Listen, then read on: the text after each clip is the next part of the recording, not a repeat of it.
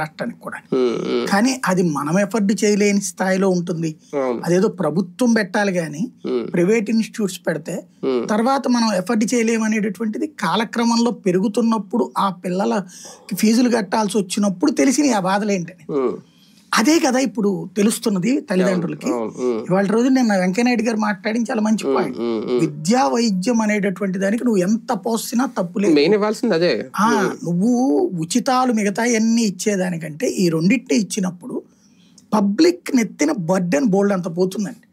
ఇప్పుడు ఒక ఉచిత ఇల్లు ఇచ్చి విద్యా వైద్యం గనక ప్రభుత్వం ఉచితంగా ఇవ్వగలిగితే, ఇప్పుడు మన వాళ్ళు అమెరికాకి పోతున్నారు, లేకపోతే యూరప్ దేశాలకు పోతున్నారు, అక్కడ వీళ్ళకి ఇచ్చేది $3,000 $5,000లోనే ఇస్తున్నది.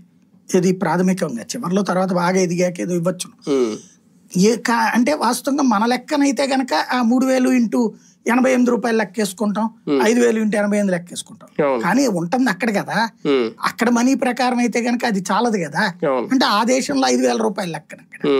కానీ ఎందుకు ఎఫర్ట్ చేయగలుగుతున్నారు అక్కడ? విద్యా వైద్యం రెండు ఫ్రీ. అక్కడ ఇన్సూరెన్స్ ఉంటుంది, డైరెక్ట్ గా హాస్పిటల్కి వెళ్ళిపోతాం, ట్రీట్మెంట్ తీసుకోవడం. అట్లాగే ఎడ్యుకేషన్ సంబంధించి ఆ పిల్లలకు ఆటోమేటిక్ గా సక్సెస్ అయిపోతారు, అంతే కదా. వాళ్ళకి అక్కడ ప్రభుత్వ పాఠశాలలోనే అద్భుతమైన ఫెసిలిటీ. అది మన రాష్ట్రంలో ఇతను ఏదో క్యాజువల్ గా పెట్టాడు అనుకోవడానికి వీల్లేదు. ఇతని మైండ్ సెట్ ఏంటంటే, జగన్ మైండ్ సెట్ విద్యా వైద్యం లాంటి వాటిలలో ప్రభుత్వపు బాధ్యతని తను ఇనిషియేటివ్ తీసుకోవడంతో పాటుగా ఎక్స్ట్రాడినరీ వర్క్ చేశాడు దాని మీద. దాని వలన ప్రయోజనాలు ఓట్లు ఆశించలేదు అతను, దాని వలన ప్రజలకి ప్రయోజనం పొందాలని ఆశించాడు. లేకపోతే విలేజ్ క్లినిక్స్